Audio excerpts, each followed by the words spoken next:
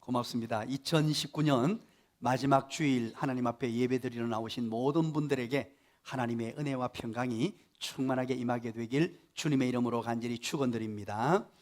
탈무드에 보면 이런 이야기가 있습니다. 1세는 왕이라고 합니다. 그 이유는 모든 것을 자기 마음대로 할 수 있기 때문이라고 하지요. 그리고 2세부터 4세에는 돼지라고 합니다. 왜냐하니까 더러운 것도 못 가리고 똥도 오줌도 가릴 수 없기 때문에 바로 돼지라고 합니다. 10세부터 해서 10대는 염소라고 합니다. 순종하기보다는 염소 뿔로 뜨는 것처럼 뜨기를 잘한다는 거죠. 순종하지도 않고 말 안 듣기로 유명한 10대 시절이기 때문에 그렇죠. 그리고 청년기는 말이라고 합니다. 왜냐하면 힘이 말처럼 왕성한 시기이기 때문인 거죠. 그리고 이제 청년들이 결혼하게 되죠. 결혼 후가 되면 당나귀라고 합니다. 왜냐하니까 무거운 짐을 지고 가야 될 시기이기 때문입니다. 결혼 이후가 가장 힘들다는 의미이겠죠. 그리고 노년이 되면 원숭이라고 합니다. 왜냐하니까 남들이 알아줘야 합니다.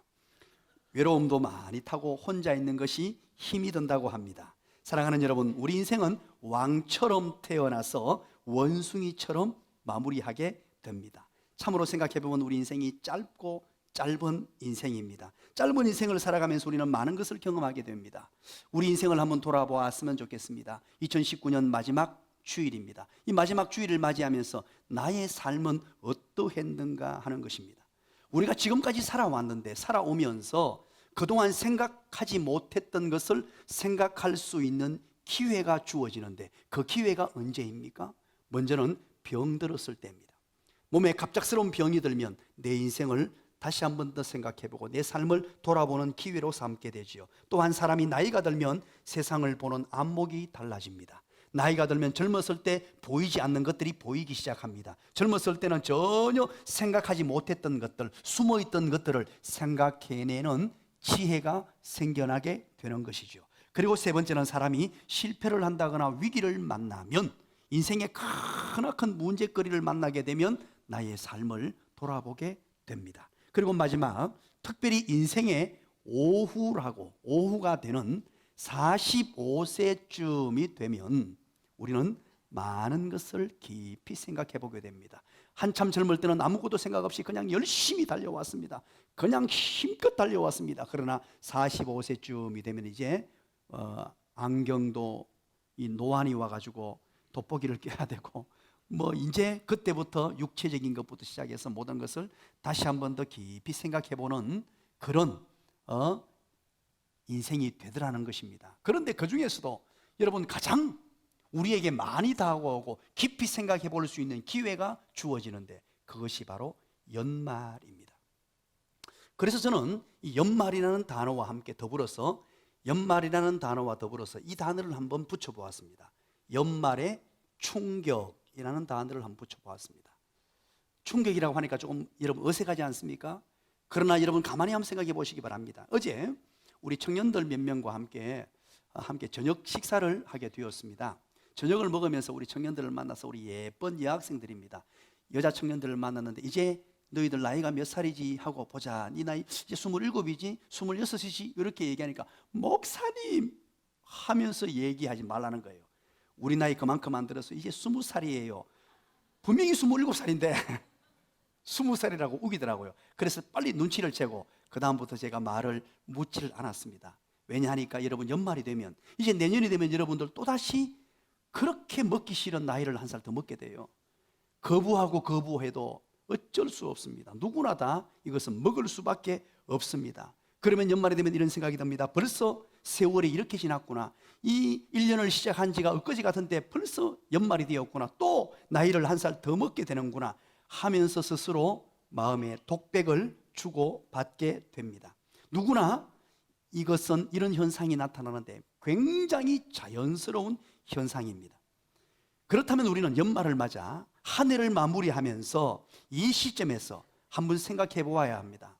내가 그동안 잘 살았는지 한번 생각해 보아야 합니다. 그리고 영적으로 내 자신이 지금 건강한지 한번 확인해 보셔야 합니다. 또 그런가 하면 하나님 앞에 부끄러운 삶을 살고 있지는 않은지 한 번 더 생각해 보아야 합니다. 또한 취해야 할 것과 버려야 할 것이 무엇인지 나 자신을 한번 돌아보는 기회로 삼아야 합니다. 그것과 더불어서 분명히 특별히 여러분 잊지 말아야 될 것이 있습니다. 특별히 오늘은 2019년 마지막 주일인데, 이런 마지막 주일을 맞이하면서 우리의 삶, 2019년도 마지막이 있듯이 반드시 우리의 인생, 우리의 삶도 마지막이 있다는 사실을 기억할 수 있어야 합니다.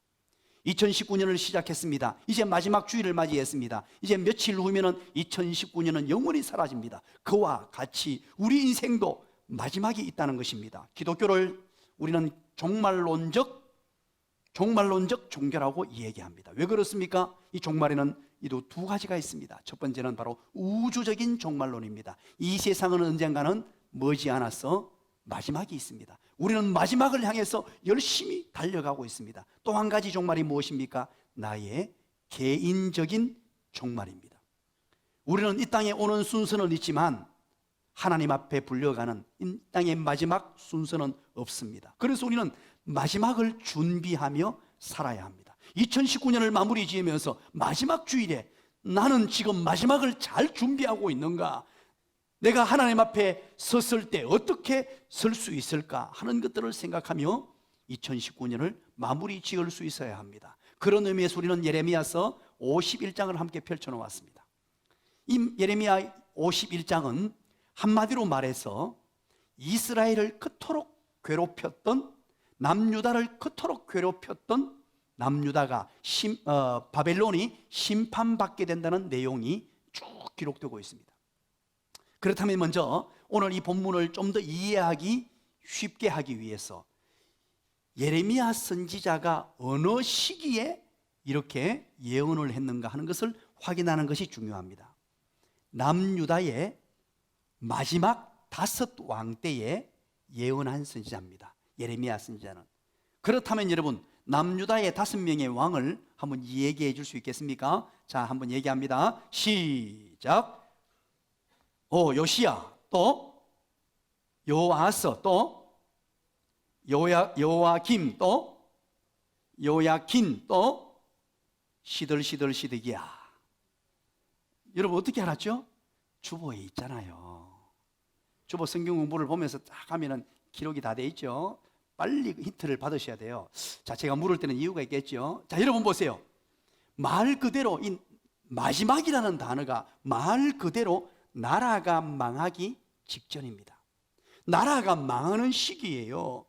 그래서 나라가 혼란스럽습니다. 바벨론이요, 나라를 완전히 포위하고 지금 나라가 망하기 일보 직전인데, 요시야 왕 때 예레미야가 부름받죠. 그리고 그 다음 왕이었던 요아스가요 3개월 만에 폐위를 당합니다. 3개월 동안 통치하고 폐위를 당해요. 어느 나라에?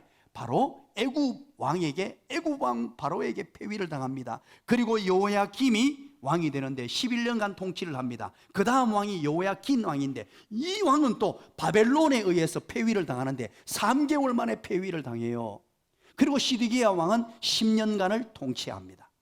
여러분 보세요. 5명의 왕이지만 이게 기간이 너무 짧죠. 그만큼 나라가 어려웠고, 이집트와 이 이집트 문명과 메소포타미아 문명, 이 바벨론 문명, 두 문명의 충돌이 일어나는 시기에 중간에 끼어가지고 온갖 고통을 당하고 어려움을 만나며 정말로 나라가 혼란하고 힘든 시기에 예레미야 선지자가 부름받아서 지금 하나님의 말씀을 전하고 있다는 거예요. 그 전하는 내용은 바벨론이 심판받을 것이다 라고 하는데, 그러면서 하는 말이, 오늘 본문에 하는 말이 뭐냐? 너희들, 예레미야가 말합니다. 너희들 이 어려운 시기에, 나라가 휘청거리는 시기에, 나라가 너무너무 힘든 이 시기에 정신 똑바로 차려야 한다. 하나님의 택한 백성들로서 마지막 때에, 이 망하는 마지막 때에 믿는 자다운 삶을 살려면 어떻게 해야 하는가? 이것을 지금 강력하게 이야기하고 있습니다. 오늘날 우리를 한번 돌아보시기 바랍니다. 우리 또한 마찬가지입니다. 2019년 한 해를 보내면서 이 환경과 상황, 국가적 상황, 사회적 상황, 교육, 모든 분야를 봤을 때 만만치 않습니다. 여러 가지 어렵습니다. 어쩌면은요 휘청휘청하는 그런 환경이에요. 이런 환경 속에 우리는 예레미야서를 통하여 하나님께서 우리에게 들려주시는 말씀, 이 마지막 때에 나라가 망하는 이 시기에, 이 어려운 시기에 어떻게 이것을 극복하고 살아가야 할 것인가 하는 것을 두 가지로 정리하려고 합니다. 먼저 45절입니다. 45절, 마지막 때를 어떻게 살아가야 할 것인가? 45절 내용 첫 번째입니다. 그 내용이 뭐냐? 그 중에서 나와 여호와의 진노를 피하라 라고 말합니다. 오늘날 우리가 살아가야 될 하나님의 삶의 비결, 하나님의 사람들이 살아가야 될 삶의 비결, 그 중에서 나와서 여호와의 진노를 피하라. 한번 읽어볼까요? 45절, 이 내용이 무엇인지 한번 읽어봅니다. 시작. 나의 백성아, 너희는 그 중에서 나와 각기 여호와의 진노를 피하라. 아멘. 45절은 두 가지 명령으로 구성되어 있습니다. 그 한 가지 명령이 무엇입니까? 시작. 나오라. 두 번째는 시작. 피하라. 그렇습니다. 이 문장 구조가 두 가지 명령문으로 그렇게 구성이 되어 있습니다. 그 중에서 먼저 나오라고 말합니다. 하나님의 성령께서 예레미야 선지자를 통하여 명령하는데 내 백성을 향하여 나오라라고 말하는데, 그럼 어디에서 나오라고 하는 것입니까? 어디에서? 1번 바벨론, 2번 바벨론, 3번 모르겠다. 시작. 바벨론에서 나오라는 것입니다. 사랑하는 여러분, 지금 하나님의 백성들은 바벨론에 의해서 망했습니다. 이스라엘은 바벨론에 의해서 망하고 포로 생활을 하고 어려움을 겪습니다. 역경을 겪습니다. 온갖 고난 중에 있습니다. 그런데 그게 나오라 그럽니다. 그런데 이 나오라는 의미가 뭐냐는 거예요. 이 나오라는 단어는 히브리어로 체우라는 단어를 써요. 이 원형을 보니까 야차라는 단어를 썼습니다. 그래서 도대체 이 야차라는 단어가 나온다라는 의미인데 어떤 형태로 이 야차라는 단어가 히브리어 용법에서 사용되었나는 것을 제가 살펴보았어요.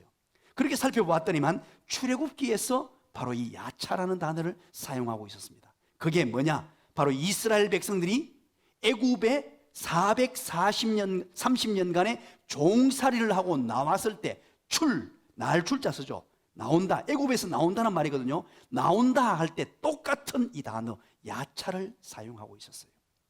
그렇다면 여러분, 조금 더 이해의 폭이 넓어지죠? 어디에서 나오느냐? 애굽에서 종살이하는 곳에서 나오라는 것입니다. 그곳에서 힘든 여정에서 나오라는 것입니다. 동일하게 바벨론에서 이제 포로기 속에서 나오게 해주겠다, 나와야 된다라는 것입니다. 이 여러분, 애굽에서 종살이하던 의미를 아시죠? 바로 옛 사람에 머물러 사는 것. 이것은 신약시대에 와서 바울은 이것을 표현할 때 세례라고 표현했어요. 옛 사람에 머물지 말고, 옛 사람은 물에 빠져 첨펑 홍해가 지나갈 때 홍해 속에 옛 사람이 다 죽고, 옛날에 그 애굽에 종살이하던 삶, 이집트에서 종살이하던 삶, 그 삶은 다 죽고 이제 물에서 홍해를 건너옴으로 새 사람이 되었다. 이게 세례잖아요. 바울이 이것을 설명했습니다. 그와 동일하게 애굽에서 종살이하던 삶, 애굽에서 그 어떤 삶들, 옛 사람을 다 벗어버리고 이제 새 사람을 입고 살아가야 된다라는 첫 번째 의미가 있습니다. 바벨론도 마찬가지입니다. 바벨론에서 종살이하는 삶, 어려운 삶, 역경의 삶, 그곳에서 이제 건져줄 테니까 나와서 하나님을 섬기는 새 사람으로 세워져라. 이제 죄의 종로로 가지 말고 하나님 품에 안겨서 하나님의 왕자로 살아가야 한다는 것입니다. 오늘 이 본문에서 나오라는 말은, 바벨론에서 나오라는 말은 정치적 회복, 영토의 회복 정도를 말하는 것이 아닙니다. 정치적 회복도 마찬가지입니다. 이제 해방될 것입니다. 그리고 영토도 회복될 것입니다. 회복될 것이에요. 그러나 그 정도에서 머무는 것이 아니라 하나님의 백성으로서 옛 사람, 죄의 속성에, 죄에 붙들려서 죄의 종로로 사는 그 모든 것을 끊어버리고 이제 거기에서 나와서 하나님의 말씀 부여잡고 하나님을 섬기는 삶으로 나오라는 것입니다. 특별히 이 바벨론은요, 이들이 섬기는 우상이 있었는데, 바벨론 왕과 온 나라가 섬기는 우상이 마르둑이라는 우상이 있었어요. 이 마르둑에서 건진받고 나오라는 것입니다. 우상 숭배의 삶을 다 끊어버리고 나오라는 것입니다. 그러면서 이 얘기를 할 때 45절 첫 문장 어떻게 시작합니까? 여러분 한번 읽어보시기 바랍니다. 45절 첫 문장 시작. 나의 백성아. 그렇죠, 나의 백성아라고 시작합니다. 여러분 무엇이 느껴지십니까? 이 얘기를 하면서 나의 백성아, 하나님께서는 내 백성, 내 강세이, 여러분들 옛날에 할머니 할아버지가 손잡을 때 내 강세이 그러고 빨았잖아요. 동일하게 바로 나의 백성, 엄청난 사랑을 담았어. 너희들 지금 힘든 거 한다, 바벨론에서 종살이 하는 것 한다, 힘겨운 요정 걸어가고 있는 거 안다. 이 세상을 살면서 얼마나 힘이 드느냐. 그러나 나의 백성아, 이건 명심해라. 마지막 때를 살아가면서 나라는 비록 망하고 이제 앞으로 너희들 저기 가서 바벨론에 종살이 하게 되겠지만 명심해라. 거기에서 이제 나와야 된다. 그 나오는 것은 바로 죄악된 삶에서 옛사람을 벗어버리고 나오라는 것입니다. 그러면 궁극적으로 어디로 가는 것입니까? 궁극적으로 바로 우리가 가야 될 곳은 천국입니다. 궁극적인 곳은 하나님의 나라 천국입니다. 천국을 향해서 나아가는 것, 이게 바로 종말론적인 삶이고 예수 그리스도 하나님의 백성들이 마음속에 다지고 가야 될 것입니다. 날마다 우리 주님 오실 날이 언제인가? 우리 주님 언제 이 땅에 오셔서 우리를 구원해 주신가? 우리 주님 재림하실 날이 언제인가? 날마다 천국을 사모하시며 살아가야 된단 말입니다. 어린 시절에는요, 제가 어린 시절에는 천국이라는 이 찬양이 너무 많았는데 요즘에는 그런 찬양이 다 사라져 버렸어요. 왜 그렇습니까? 제가 어린 시절만 해도요, 복음서가 중에 천국을 노래하는 게 너무너무 많았어요. 그런데 언젠가부터 이게 다 사라져 버렸어요. 왜 그럴까요? 이 세상이 너무 좋아가지고, 바벨론이 너무 좋아가지고 바벨론에 다 정착을 했어요. 이제 종살이 하면서도, 이 세상의 종이 되어 살면서도 바벨론에 와서 다 정착을 하고 결혼해서 살고 돈 벌여 살고 적당하게 행복을 누리고 적당하게 주어지고 뭔가 성공하고 출세한 것 같으니까 이 천국에 대한 소망이 사라져 버렸어요. 사탄의 노림수입니다. 우리 어릴 적에 많이 불렀던 찬양 압니까? 죄 많은 이 세상, 음을 너무 높게 잡았습니다. 죄송합니다. 죄 많은 이 세상은 내 집안이네. 저 천국 없으면 난 어떻게 사나. 할렐루야. 이런 찬양 막 불렀단 말이에요. 이렇게 천국의 노래, 천국 찬양들이 너무너무 많았어요. 그런데 이게 언제부터인가 이 세상의 행복으로 바뀌고 이 세상에서 어떤 부요를 누리는 것으로 바뀌고 어려움을 이 세상에서 극복하는 것으로 다 바뀌어 있어요. 지금. 사랑하는 여러분, 우리는 연말을 맞이하면서 이 세상의 마지막이 분명히 있다는 것도 알고 언젠가는 이 세상인 바벨론, 이 바벨론은 이 세상입니다. 계시록에 보면요, 큰 성 바벨론이라고 하죠. 바벨론에 대해서 계속해서 나오는데 그 바벨론이 의미하는 바는 바로 이 세상을 말해요. 멸망할 세상, 심판받을 세상을 말해요.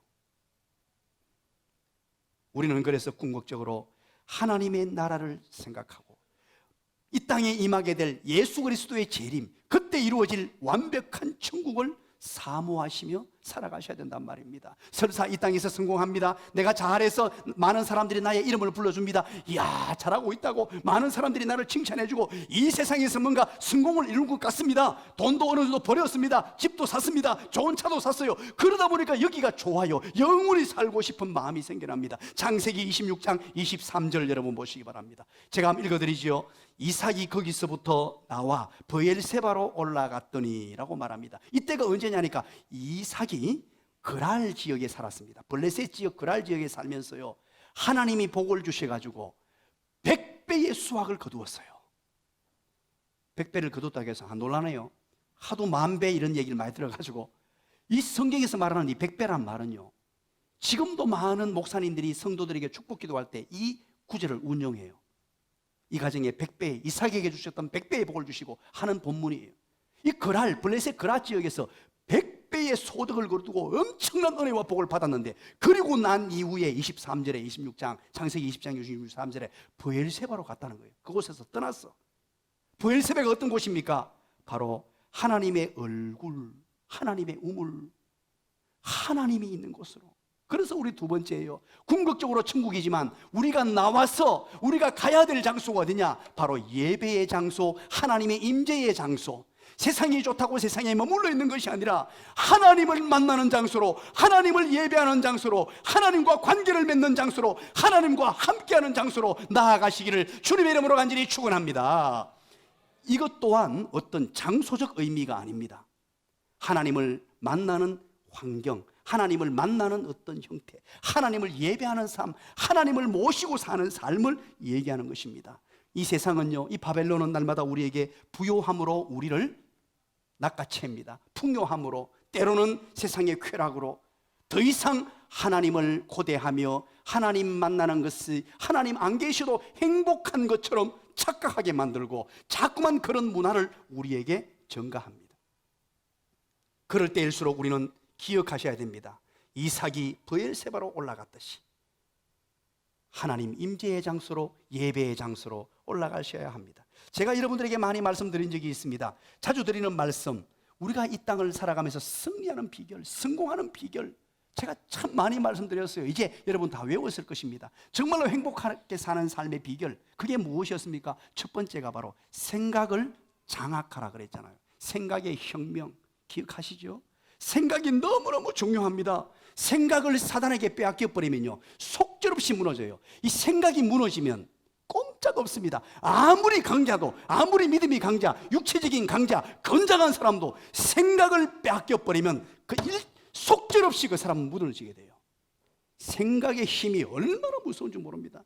생각이 한번 부정적으로 딱 사단에게 올무가 딱 낚여채버리면요, 완전히 매몰돼서 그 부정적인 삶으로 빠져들게 되고 잠도 못 이루고 그렇게 살게 돼요. 생각을 장악해야 돼요. 어떤 생각을 가지느냐. 여러분, 부정적인 생각을 가지면 안 돼요. 안 좋은 생각 가지면 안 돼요. 내 자녀를 볼 때 여러분 혹시 부정적인 생각이 듭니까? 그럴 때 빨리 바꾸셔야 돼요. 자식이 공부 못하는 거 왜 못하겠습니까? 왜 못하겠어요? 지 애비 닮아서 그런 거지. 미안합니다. 저한테 얘기하는 거예요. 이거는 부모 닮아서 그런 거지. 그걸 공부하라고 매를 든다고 짜증낸다고 화를 낸다고 생각을 날마다 그렇게 가진다고 되는 게 아니에요. 아, 지 애비 닮았구나. 제 말입니다. 여러분 오해하지 마세요. 지 애비 닮아서 못하는 거 어떡하겠어요? 그래도 혹시나 모르니까 기도할 뿐이지, 그거 가지고 여러분 생각 가지고 이거는 누굴 닮아가 자꾸 하면 자기 욕만 하는 거예요. 생각을 장악하셔야 돼요. 여러분, 우리 교회같이 좋은 교회가 어디 있습니까? 99.9%가 우리 교회를 좋아하고 행복하고 지금 소문나 있어요.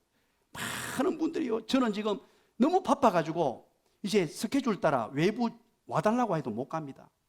너무너무 좋은 소문나가 여기서도 오라 저기서도 오라 부산에서도 오라. 지금요 난리 법석이에요.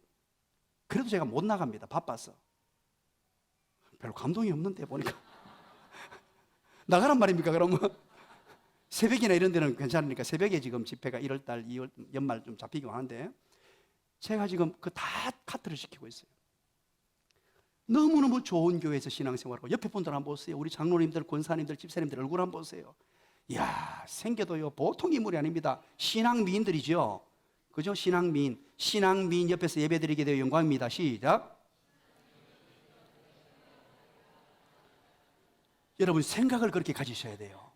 이게 부정적인 생각이 들어와서 삐뜩선을 타기 시작하면요, 생각에 매몰되어가 인생이 완전히 부정적으로 가요. 먼저 생각을 장악하는 것. 두 번째는 뭐냐? 생각을 장악하고 난 뒤에 환경을 바꿔야 돼요. 중요합니다. 안 좋은 환경 속에 살면서 거기에 계속 머물러 있으면 벗어날 방법이 없어요. 빨리 바꿔야 돼요. 환경.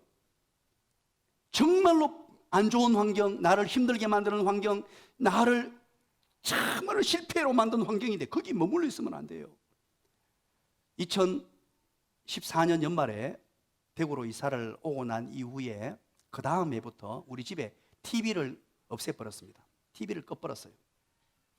왜냐니까 엄마 아빠가 공부 안 하고 애한테 공부하라고 할 수 없잖아요. 그죠? 애 붙들고는 아빠는 소파에 앉아가 TV 본다고 편안하게 앉아가 TV 보면서 애한테 야 이놈아 공부해라 하면 애가 뭐라 하겠습니까? 겉으로는 말은 못해도 속으로는 치는 안 하면서 두고 보잖아요.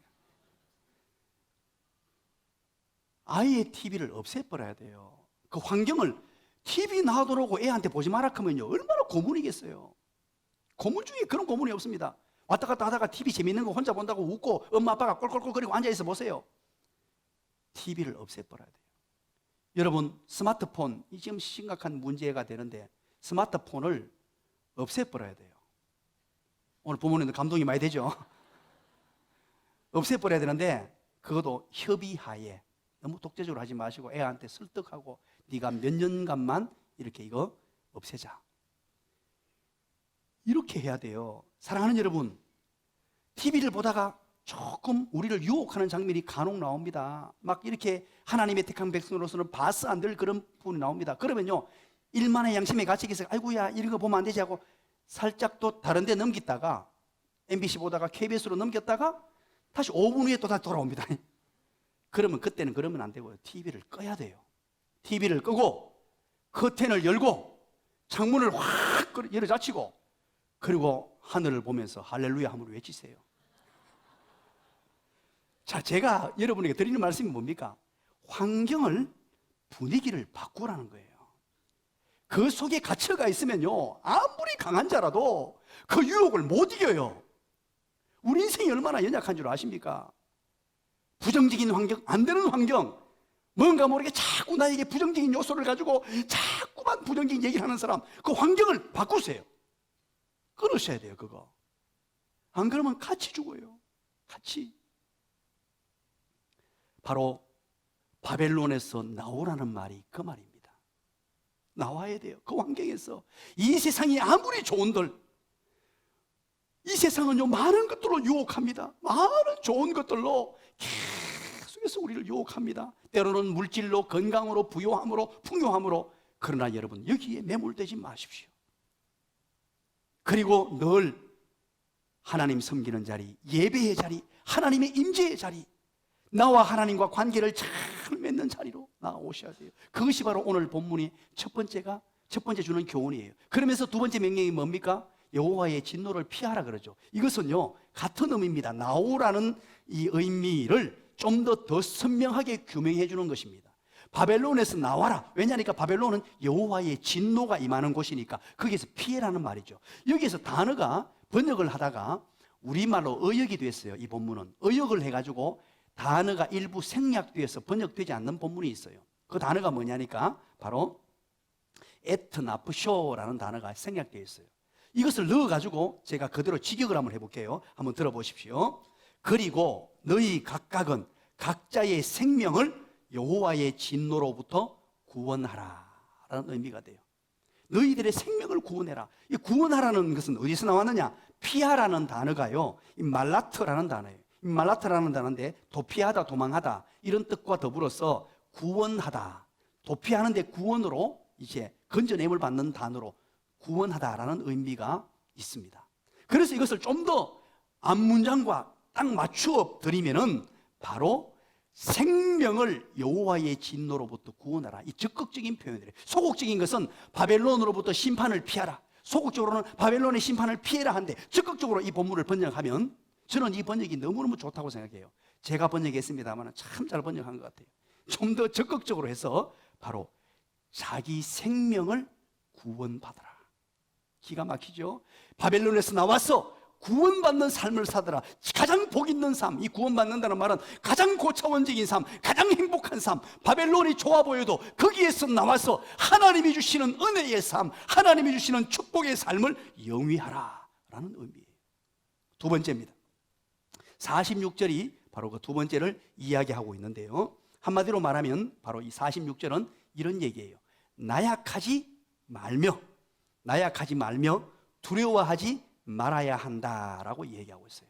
하나님의 택한 백성들이 마지막에 살아가야 될 삶의 비결, 나약하면 안 된다는 겁니다. 두려워하면 안 된다는 거예요. 먼저 우리 46절 읽어보면서 46절 하반부부터 해결을 해야 오늘 이 본문의 의미가 정확하게 드러납니다. 46절 한번 읽어봅니다. 시작. 너희 마음을 나약하게 하지 말며 이 땅에서 들리는 소문으로 말미암아 두려워하지 말라. 소문은 이 해에도 있겠고 저 해에도 있으리라.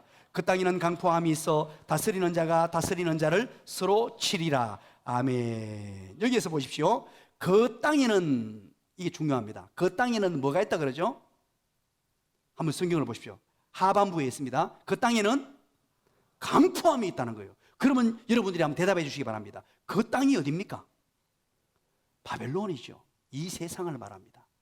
멸망받을 이 세상에는 뭐가 있느냐? 강포가 있다는 것입니다. 이 강포라는 단어는 히브리어로 하마스라는 단어를 사용합니다. 이 뜻은 폭력, 난폭, 부당행위, 불법, 악 이런 것입니다. 그래서 궁극적으로 바벨론이 심판받은 이유는 바로 이 하마스라는 단어 때문이에요. 이것 때문에 심판받습니다. 궁극적으로 이 하마스, 바로 폭력, 난폭, 부당행위, 불법, 악 이런 것이 가득 넘쳤단 말이에요. 창세기 6장 13절 여러분 기억하십니까? 제가 한번 읽어드립니다. 노아 홍수 시대입니다. 하나님이 노아에게 이르시되 모든 혈육 있는 자의 포악함이 이 땅에 가득하므로 그 끝날이 내 앞에 이르렀으니 내가 그들을 땅과 함께 멸하리라. 여기에서 포악함이죠. 포악함이 바로 하마스란 말이에요. 노아 홍수 직전에 바로 이 세상이 하마스가 가득했다는 말이에요. 폭력과 난폭과 죄악들이 가득했는데 그것 때문에 노아 홍수의 멸망이 임했다라고 말합니다. 사랑하는 여러분, 오늘 이 시대를 여러분 한번 보시기 바랍니다. 지난 26일 날 뉴스를 보았습니까? 이 뉴스가 막 이슈가 됐더라고요. 이슈가 이 검색어 1, 2위로 막 올라갔는데 초등학생이 아이를 죽였어요. 여러분 본 적이 있습니까? 경기도의 한 A라는 초등학생이 B라는 초등학생 친구를 외할머니, 할머니 할아버지 집으로 데리고 가서 죽여버렸어요. 이게 이슈가 됐는데 왜 죽였느냐? 다른 이유가 아니고 자기 엄마 아빠 욕한다고, 우리 엄마 아빠 욕한다고 그냥 할머니 집에 데리고 가서 죽인 사건이 발생했어요. 이게 한 이슈가 됐죠. 참 이 세상이요 얼마나 무서운지 몰라요. PC방에서 말 한마디 잘못했다고요, PC방에서 칼로 찔러버립니다. 그리고 묻지마 살인, 모르는 사람들도 내가 기분 나쁘니까 사람을 죽였대요. 그런 일이 있죠. 어제까지 사귀다가 오늘 마음에 안 든다고 때리고 죽이는 시대입니다. 또 26일자 신문을 여러분 보았습니까? 이슬람 무장단체 중에 IS 여러분 아시죠? IS가 이 나이지리아에서 예수 믿는 사람 11명을 참수해 버렸습니다. 참수해서 그 영상을 공개를 해버렸는데요, 끔찍하게 죽여버려요. 얼마나 이 세상이 난폭하고 무서운지 몰라요.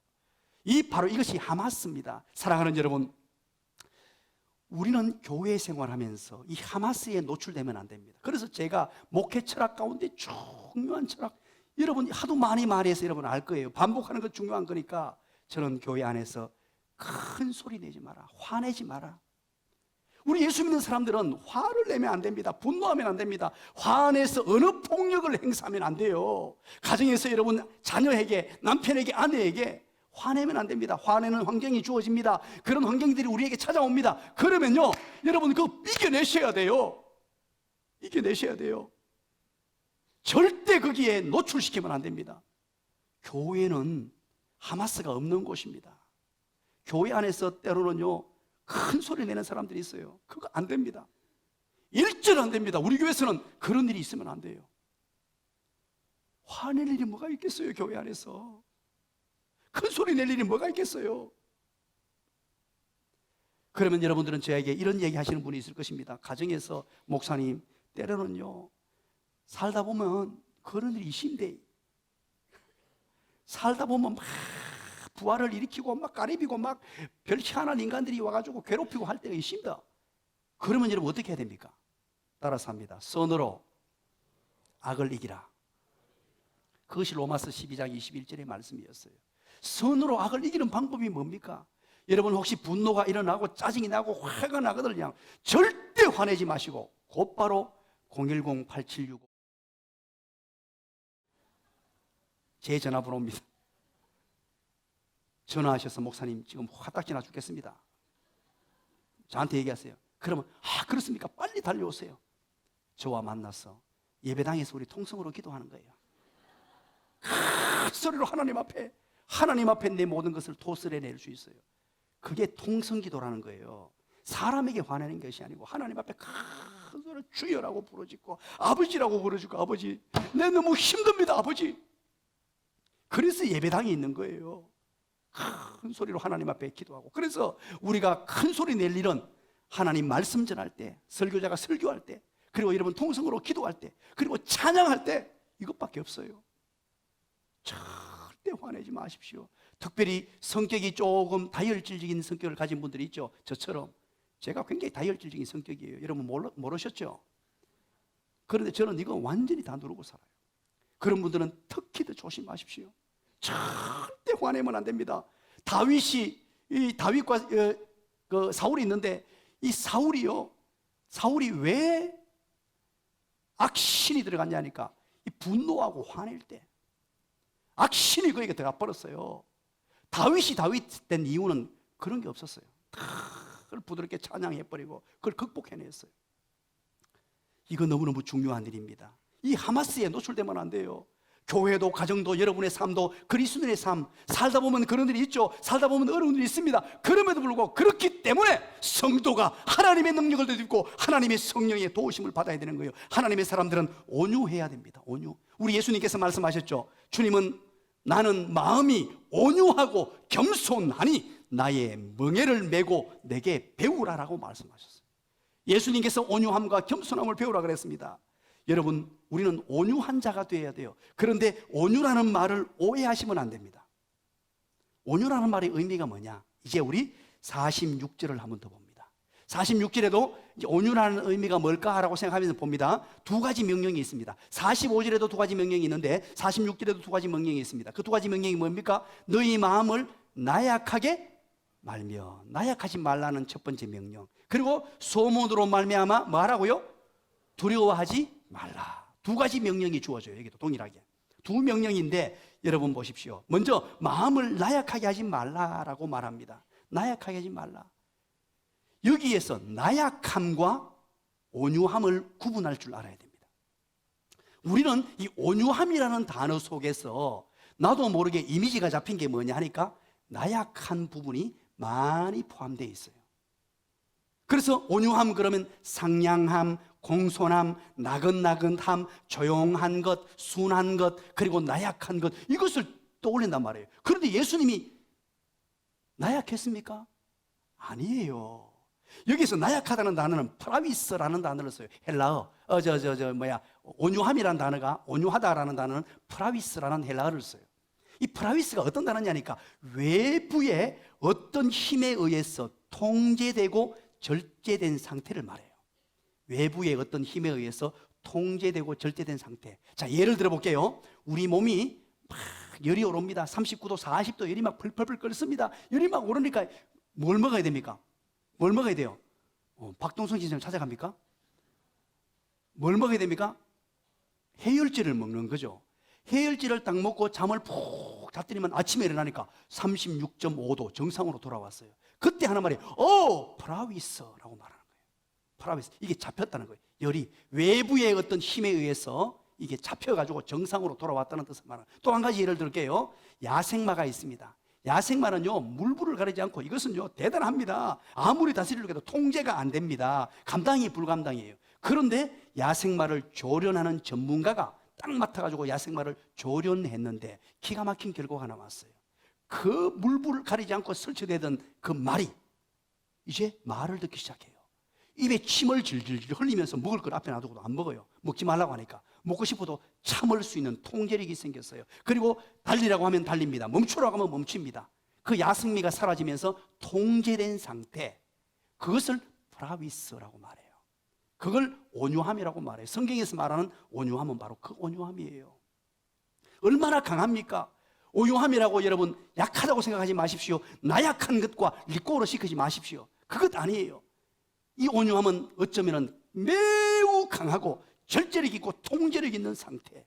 그래서 온유함은 우리 나약한 인간으로서는 온유함에 도달할 수 없으니 온유함은 성령의 9가지 열매 가운데 한 가지로 기록된 거예요. 하나님의 성령의 도우심을 받는 것입니다. 여러분 기억하십시오. 우리는 나약하지 말아야 됩니다. 나약하지 말고 온유함을 가지고 부드러움으로 강자가 되어야 돼요. 절제를 가지면서 통제를 가지면서도 아닌 것은 아니다고 할 수 있어야 되고, 절대 나약한 위치에 들어가서 힘없이 그렇게 쓰러지거나 자빠지면 안 돼요.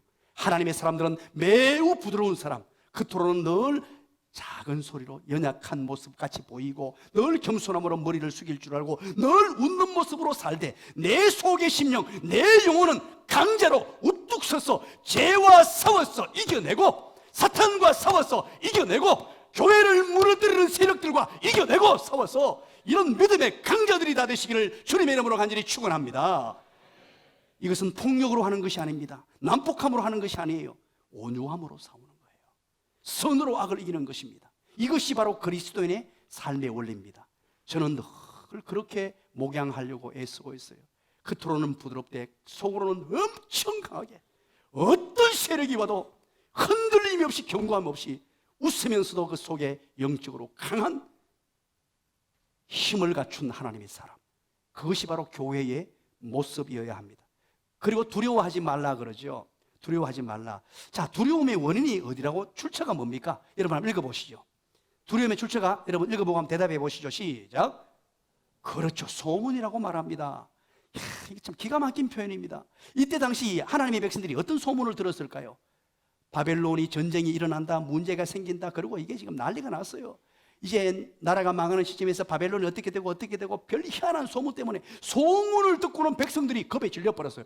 이야, 아직까지 일어나지 않는 상황인데 소문을 듣고 완전히 백성들이 흔들흔들거리고요. 그 소문 때문에 난리가 났습니다. 오늘날에도 여러분 이 땅을 살아가면서 얼마나 많은 소문을 듣고 삽니까? 여러분 혹시 소문 들어보셨나요? 어떤 소문 들었습니까? 혹시 나눔과 성김의 교회 목사님 잘생겼다는 소문 들어봤어요? 웃어야 정상인데 안 웃는 거 보니 들어보셨네요. 그런 소문이 있을 리가 있나요? 여러분 무슨 소문 듣고 삽니까? 이 땅을 살아가면서요, 어디 아파트를 사면요 부동산 가치가 투자력이 확실하다, 그런 얘기 얼마나 많이 듣고 삽니까? 이 지역이 어떻게 될 것이다, 이 뭐가 생겨날 것이다, 앞으로 어떤 발전이 있을 것이다, 부동산은 여기에 투자해야 되고, 교육은 어디에 해야 되고, 학교는 어디가 좋더라, 대학은 어디에 보내야 되고, 별별 향한 얘기. 그래서 하도 이런 얘기가 많다 보니까 전문가라고 나와서 또 얘기합니다. 이렇게 나와서 얘기하다 보니까 이게 심지어는 요즘에 가장 많이 사용하는 단어 중에 하나가 가짜 뉴스예요. 이런 많은 이야기들을 우리는 듣고 삽니다. 여러분 이런 이야기에 일희일비하지 마십시오. 그리스도인들은 그렇게 사는 게 아니에요. 이 소문은 한자어로 말하면요 풍문이라 그래요. 이 바람풍자를 써요. 바람풍자. 바람이 불듯이 와가지고 문으로 빠져나가 버린다는 거예요. 이것은 아무 의미 없어. 바람처럼 왔다가 바람처럼 사라버리는 게 소문이에요. 그 세상 사람들이 말하는 사람의 소리에 귀를 기울이지 마십시오. 거기에 일희일비하지 마십시오. 별 희한한 소리 다 들리고요. 저도 목회하면서요, 사람을 만나는 사람이잖아요. 얼마나 많은 사람 만나겠어요. 온갖 얘기들요, 정치, 경제, 사회, 문화뿐만 아니고요, 이 종교, 목사, 별 희한한 얘기를 다 듣고 살아요. 만약에 그 소리를 듣고 일희일비하고 제 마음을 빼앗기면요 절단납니다. 제가 목회를 해보니까 참 재미있는 현상이 있어요. 어떤 한 군의 사람들은 이런 소문 앞에, 교회에 대한 소문 앞에 속절없이 무너지는 사람들이 있어요. 그거 믿지 마십시오. 또 어떤 분들은 소문을 믿지 않고, 소문이 막 난무하게 일어날 때, 사단의 역사에서 소문이 막 일어날 때 그 순간에 하나님의 말씀에 귀를 기울이고 하나님을 찾고 목사를 신뢰하는 사람이 있더라고요. 자, 여러분 이거 오늘 중요한 얘기를 하고 있습니다. 여러분 신앙생활 하면서 이거 꼭 명심하십시오. 누가 버럭하더라 카더라 통신에 여러분의 마음을 빼앗기면요 두려움이 찾아오고 그때부터 불행해져요. 그 어떤 누구도, 사람은 나약하고 연약하기 때문에 이 말에 여러분들의 마음과 생각을 빼앗기지 마십시오. 그럼 어디에? 여러분 따라서 하십시다. 하나님의 말씀에 귀를 기울이자. 하나님의 말씀에 귀를 기울여야 돼요. 풀은 마르고 꽃은 시드나 주의 말씀은 세세 무궁토록 영원히 변함없는 줄 믿으시길 간절히 축원합니다. 이 세상 것은 모든 것 변합니다. 그러나 하나님의 말씀은 언제든지 그 자리에 서 있을 것이고, 하나님의 말씀을 찾으면 해답이 나와요. 하나님의 말씀이 그러한가를 찾아야 돼요. 그럴듯한 논리, 그럴듯한 어떤 증거물, 그럴듯한 이야기, 거기에 현혹되면 안 돼요. 우리는 이 세상을 살아갑니다. 세상에 수많은 소문들이 지금 난무합니다. 온갖 얘기들이 다 들릴 거예요. 그때 여러분 다시 한번 정신 바짝 차리십시오. 과연 하나님의 말씀이 그러한가? 하나님의 말씀은 이 시대를 어떻게 보며, 하나님의 말씀은 교회를 어떻게 보며, 하나님의 말씀은 사람을 어떻게 대하라고 하며, 하나님의 말씀이 뭐라고 말씀하시는가? 혹시 하나님의 말씀이 잘 안 들리시는 분이 있습니까? 말씀이 귀에 속속 안 들어오시는 분이 있습니까? 우리 교인들은요, 제가 보면 말씀을 너무 잘 들어요. 단지 아멘이 조금 작아서 그렇지 점잖아가지고 진짜 말씀을 잘 들었어요. 제가 앞에서 보면요 구석구석에 다 보이거든요. 여러분 저 얼굴 이렇게 안 보이는 것 같죠? 혹시 내 얼굴 지금 안 보고 계시지 하는 분 한 두 분 계시죠? 다 보입니다. 정확하게 어느 자리에 앉아서 어떻게 말씀을 듣고 있는지요 그냥 사진 찍듯이 딱 기억이 나요. 그런데 참 말씀을 잘 들었어요. 그런데 여러분 꼭 기억하십시오. 말씀이 귀에 안 들어오면요, 비상을 거셔야 돼요. 여러분의 신앙의 비상을 거셔야 돼요. 제가 비유로 말씀드릴게요. 밥을 못 먹고 살 수 있습니까? 밥 못 먹으면 죽어요. 며칠 버텨도 죽어요. 건강에 심각한 손상이 오고요. 못 먹으면 죽어요. 어떤 분들은 이렇게 말합니다. 연세 드시고 나이 들면은 밥량을 좀 줄이고 이제 그래야 된다. 천만에 그 거짓말입니다. 연세 드신 어른들 많이 드십시오. 음식을 많이 먹는 어른들, 이게 밥맛이 달아가지고요, 막 척척척 감기는 분 있죠. 그분 건강한 분이에요.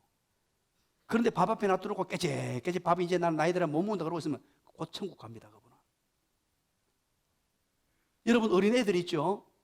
애들 밥 잘 먹는 애들은 건강해요. 쑥쑥합니다. 그러나 밥 안 먹고 깨재깨재 끓이잖아요. 어떻게 되는 줄 압니까? 이렇게 됩니다. 저는 밥 안 먹고 깨재깨재 끓인 일은 없습니다만 없어가지고 한참 성장할 시기에 그렇게 먹고 싶은 우유를 못 먹었어요.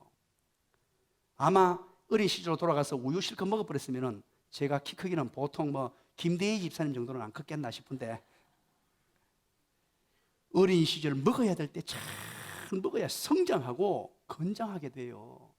나이 들었어요. 이제 뒤에 들어서 몸이 안 좋은 이유도 어린 시절 못 먹어서 그런 경우가 허다합니다. 영적 세계에서도 마찬가지입니다. 말씀이 귀에 안 들어오면요, 이거 지금 심각한 상황이에요. 그때부터 뭐가 되느냐? 영적으로 병이 들게 되고, 병이 들게 되면 비판이 나오게 돼요. 비판하게 돼요. 그게 결과입니다. 그래서 우리가 2019년 연말을 맞이하면서 꼭 명심하십시오. 세상의 소문에 기웃기웃거리고 소문 때문에 두려워할 것이 아니라 두려워하고 강한 자가 되어야 되는데, 온유함을 갖춘 강자가 되어야 되는데 하나님의 말씀 부여잡고. 그래서 내가 주일 특별히 오전 예배 말씀은 듣고 또 들으리라. 제가 신방을 가보면요, 참 재밌습니다. 이 새가족들 신방을 주로 하는데 참 새가족들 오시는 분들 중에 전부 말씀의 은혜를 받아가지고요, 말씀의 은혜를 받아가 어떤 집은 하루 종일 말씀을, 제 설교를 듣고 있어요. 몇 번을 듣고 또 듣고 또 듣고. 얼마나 기가 막히게 예쁜지. 우리 목자들 가운데 설교를 일주일에 몇 번을 듣는 분들이 허다합니다. 하나님 말씀을 또 듣고 또 듣고 또 되새기고, 이 말씀이 귀에 들리고 말씀이 내 삶을 지배하게 만들어야 소문에 흔들리지 않고 이 세상의 어떤 뉴스에 마음을 빼앗기지 않고 견고하게 가정이 견고해지고 교회가 견고해지고 내가, 내 자녀가 견고한 하나님의 사람으로 세워지는 줄 믿으시기를 간절히 축원합니다.